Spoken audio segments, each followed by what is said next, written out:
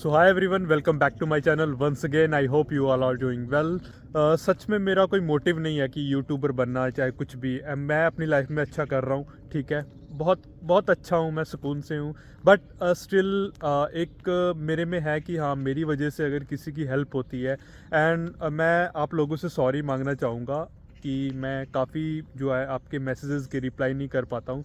इतना busy life है ना, मतलब बिजी, मतलब कहने का मतलब कि। और मैसेजेस भी बहुत आते हैं यार, मैसेजेस आप मानोगे नहीं। इनबॉक्स मेरा इंस्टाग्राम पे भरा पड़ा है, ठीक है। बट मैं जैसे जैसे फ्री होता हूँ तो मैं रिप्लाई करने की कोशिश करता हूँ, और मैं करता भी हूँ, कई लोगों से मैं बात करता भी हूँ। बिकॉज़ मेरा जो शेड्यूल है ना, बहुत ज़्यादा हेक्टिक है। And right now I am doing multiple multiple works, या खुद पे काम करना, फिर मतलब यहाँ का काम करना।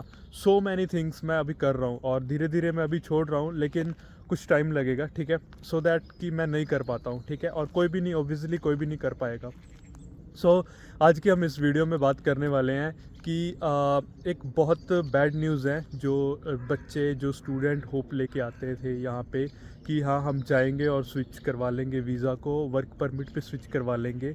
स्टडी कुछ लोग जो हैं वो 3 मंथ्स की स्टडी, अपना कैश लेटर कन्फर्मेशन, जो कन्फर्मेशन ऑफ एक्सेप्टेंस स्टडीज़ ऐसे होता है, मैं एग्जैक्टली भूल गया। आई थिंक ऐसे कैश लेटर उसको बोल देते हैं शॉर्ट फॉर्म में। तो उसकी फ़ीस भर के यहाँ आके स्विच करवा लेते थे वीज़ा। ठीक था, लेकिन कहीं ना कहीं नहीं भी ठीक था।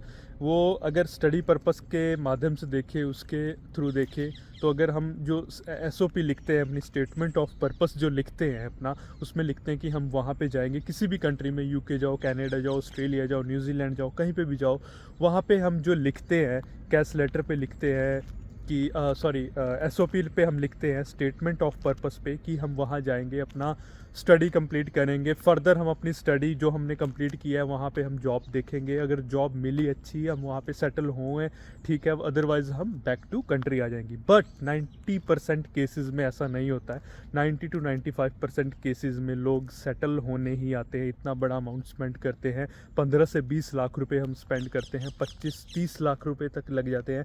बैचलर वालों जो डिग्री करने आते हैं यहाँ पे, मास्टर डिग्री की मैं बात कर रहा हूँ, कि 20-25 लाख मतलब मैक्सिमम, और मिनिमम आपका 15 लाख जो है स्पेंड होता है, ठीक है। लेकिन बैचलर डिग्री में जो है वो 3 साल की स्टडी होती है, तो उसमें कम से कम तो 40-35-40 लाख रुपए स्पेंड करके यार फिर यहाँ पे बंदा सेटल होने ही आता है, ठीक है। अब बात यह है कि पहले इन्होंने 2024 जो नया इनटेक आ रहा है नेक्स्ट ईयर का, जो 2020-24 का जो है, जनवरी से इन्होंने मतलब कर दिया था कि जो मास्टर्स करने आ रहे हैं ना, वो अपने साथ डिपेंडेंट नहीं लेके आ सकते। लेट्स सपोज मैं मास्टर्स करने आया था, master of science in construction project management I did from university of central Lancashire.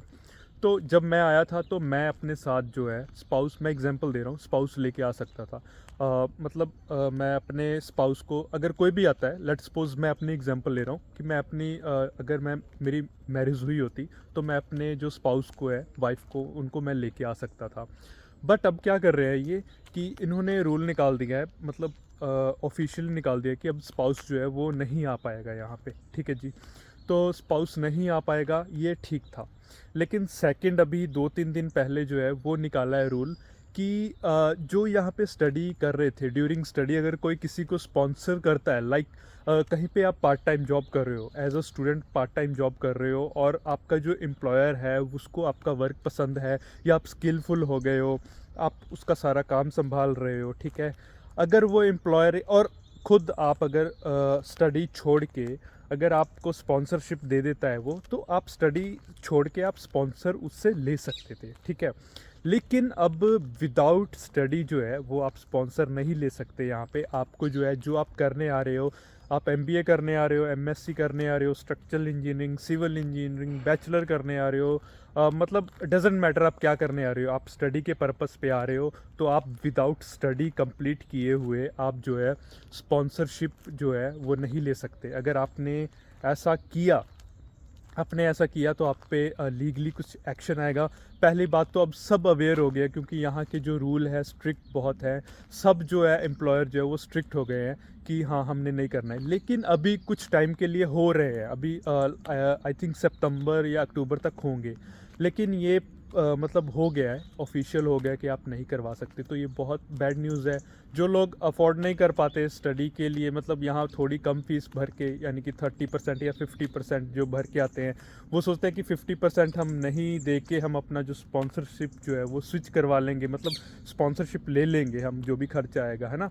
तो उनके लिए बहुत बुरी मतलब न्यूज़ है। और उन लोगों के लिए जो मास्टर्स करने आ रहे हैं, वो प्लानिंग कर रहे हैं 2024 में, ठीक है, उनके लिए भी आई थिंक 23 वाले लेके आ सकते हैं। जो सितंबर इनटेक आने वाला है इनका, वो आप लेके आ सकते हो। बट वेरी सैड, मतलब कि सही है, कहीं ना कहीं वो गवर्नमेंट अच्छा ही करती है, लेकिन कहीं ना कहीं अगर स्टूडेंट की तरफ से देखें और तो ये बुरा है। क्योंकि अगर आप मास्टर्स करने कोई भी आ रहा है तो ऑब्वियसली कोई ना 27-28 साल का होता ही है ना बंदा, तो वो अपना स्पाउस जो है वो नहीं लेके आ सकता। ठीक है जी, आज की इस वीडियो में इतना ही।